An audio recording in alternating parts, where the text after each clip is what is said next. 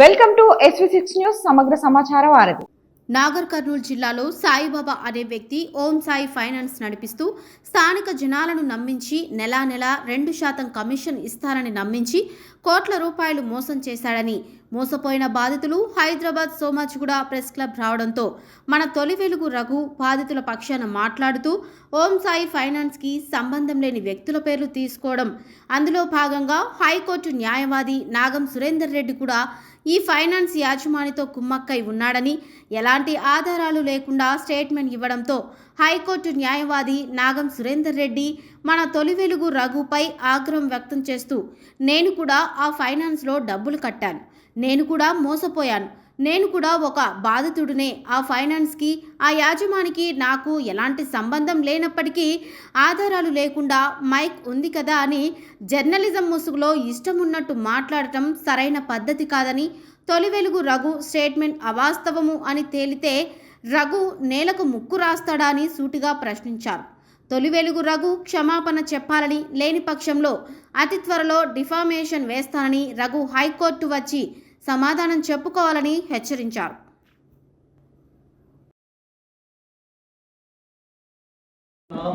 న్యాయవాది గత 22 సంవత్సరాల న్యాయవాది వృత్తిలో ఉంటూ నేను ప్రాక్టీస్ చేస్తున్నా. నిన్న జర్నలిస్ట్ రాజా అనే వ్యక్తి తొలి వెలుగు అనే దాంట్లో నా ఫోటో డిస్ప్లే చేయడం జరిగింది.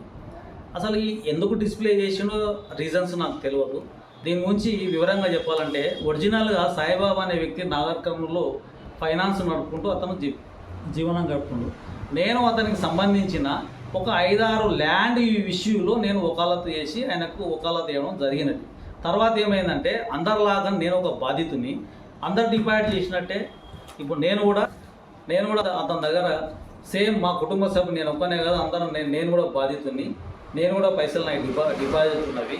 తర్వాత నేను అతనికి 2022లో నాకు డబ్బులు ఇవ్వలేదని ఒరిజినల్ లీగల్ నోటీసులు ఇవ్వడం జరిగింది. ఇవన్నీ నువ్వు చూసుకోకుండా తర్వాత గౌరవ ఎస్పీ గారికి కానీ డిఎస్పీ గారికి కానీ మొత్తం రిజిస్టర్ కోర్సులో నా దగ్గర ఉన్న డాక్యుమెంట్లు నాకు న్యాయం చేయాలని నేను వాళ్ళకు కంప్లైంట్ ఇవ్వడం జరిగింది. ఎప్పుడు అది 18/9/2024లో. నేను తర్వాత నా మీద నీవు ఏదో అలెగుతున్నావు, నా మీద ఏం అలిగేషన్ ఉంది, నా మీద నువ్వు చూసినావు, అసలు ఒప్పంద పత్రం నువ్వు ఏమన్నా చూసినావు? నువ్వు చూడకుండా ఇది ఒకసారి ఒప్పంద పత్రం నువ్వు చూడు రఘు. ఏముంది అందులో 31 పేర్ల ఒల్లబోనిపల్లిలోని 12 ఎకరాల భూమి సురేందర్ రెడ్డి మధ్యవర్తిగా ఉండి అమ్మించినారని రాశారు. దానికి నేను దీనికి 5/11/2024 జస్ట్ నేను లీగల్ ఒపీనియన్ ఇచ్చాను. వాళ్ళు ఎవరైతే కొన్నోళ్ళు ఉన్నారో వాళ్ళు హైకోర్టులో ప్రమాణ పత్రం వేసారు. ఏమని ఇచ్చారు వాళ్ళు? మాకు సురేందర్ రెడ్డికి ఈయనకి ఏం సంబంధం లేదు, ఓన్లీ మేము అతని దగ్గర లీగల్ ఒపీనియన్ తీసుకున్నామని. రెండవ పాయింట్ ఏంటంటే, పోలీసు వాళ్ళు నాకు నోటీస్ ఇచ్చింది ఎక్స్ప్లెనేషన్ కోసం. సో గౌరవ హైకోర్టు సిఆర్ఎల్పి నాకు ఏం చేసింది, అదే ఈయనకు మీకు నోటీస్ ఇచ్చే హక్కు లేదు, పవర్ లేదని క్వాష్ చేసింది. నువ్వు ఎలాంటి డాక్యుమెంట్లు మొత్తం చెక్ చేసుకోకుండా ఒక న్యాయవాదిని అయి ఉండి ఇవి నా ఎక్స్ప్లెనేషన్ నువ్వు అడగకుండా నీవు ఇష్టం వచ్చినట్టు వేసుకొచ్చి నీ రేటింగ్ కోసము ఎంతసేపు ఉన్నా రెడ్డి రెడ్డి రెడ్డి రెడ్డి అంటే రెడ్డిని చంపుతావా? మేమేం చేసినాం? మేము ఒక బాధితులం. మా కుటుంబ సభ్యులు అందరు కలుపుకుంటే 4-5 కోట్ల రూపాయలు రావాలి. చూసి మాట్లాడు, నీకేం భయపడ్డ పోలం కాదు మేము. ఇక్కడ మాదేమైనా తప్పు ఉంటే రెడీ చలో. ఒకవేళ నీది తప్పు అయితే మరి నీవేం శిక్ష అనుభవిస్తావు? నువ్వు నా తప్పు అయితే నేను శిక్ష అనుభవించాను అనుకుండా నేను నా ఎక్స్ప్లెనేషన్ నువ్వు అడగకుండా నా ఫోటో చేసే అధికారం నీకు ఎక్కడ ఉందా? నువ్వు అంబేద్కర్ రచించిన రాజ్యాంగాన్ని ఫాలో కావా? నువ్వు సమాంతర ప్రభుత్వాన్ని నడుపుతున్నావు. నువ్వు ఒక రేవంత్ రెడ్డి అనే ఒక వ్యక్తి రెడ్డి ముఖ్యమంత్రి అయినంత రెడ్లను తిప్పుకుంటూ పోతావా? నేను కూడా ఒక సూచన ఇస్తున్నా మా రెడ్ల అడ్వకేట్లకు.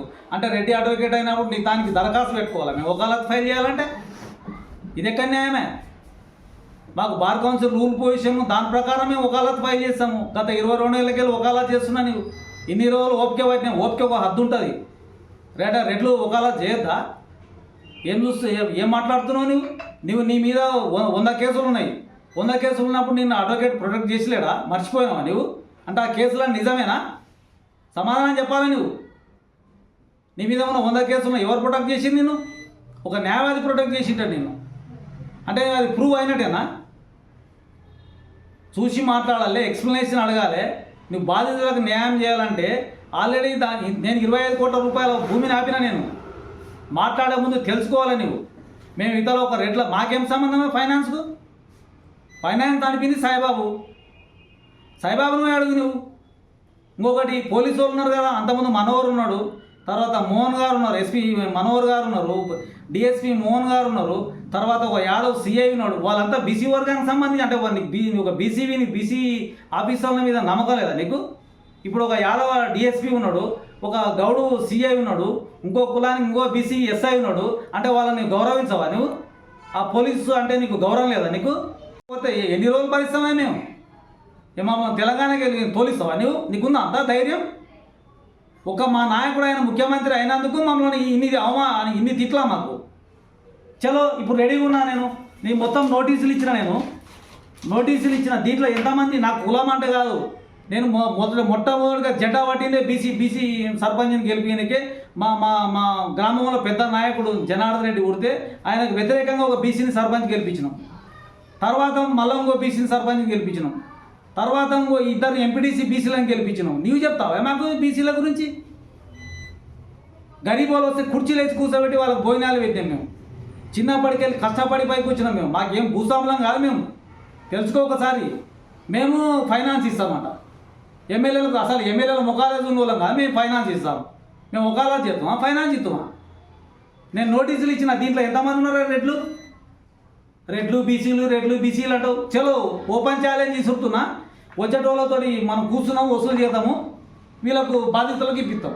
నీకు దమ్ము ధైర్యం ఉంటే రా, ముందరికి రా. ఎవరెవరు ఇవ్వాలో మొత్తం లిస్ట్ అవుట్ చేద్దాం మనం. దాంట్లో రెడ్లు కానీ బీసీలు కానీ ఎస్సీలు కానీ నువ్వు అది తీసుకో ఇనిషియేటివ్. ఈయనతోటి ఎవరెవరు పైసలు తీసుకుపోయారు సాయిబాబా దగ్గర, ఎన్ని కోట్ల రూపాయలు ఉన్నవి వాళ్ళ దగ్గర వసూలు చేద్దాము. అందరము వీళ్ళ పక్షాన నిలబడదాం మనం. ఎవరి పక్షాన? బాధితుల పక్షాన నిలబడదాం మనం. వాళ్ళకు ఉన్న మిగిలిన ల్యాండ్ వాళ్ళకి ప్లాట్లు ఇప్పిద్దాం మనం. రాజకీయాలు చేస్తున్నామే మీరు.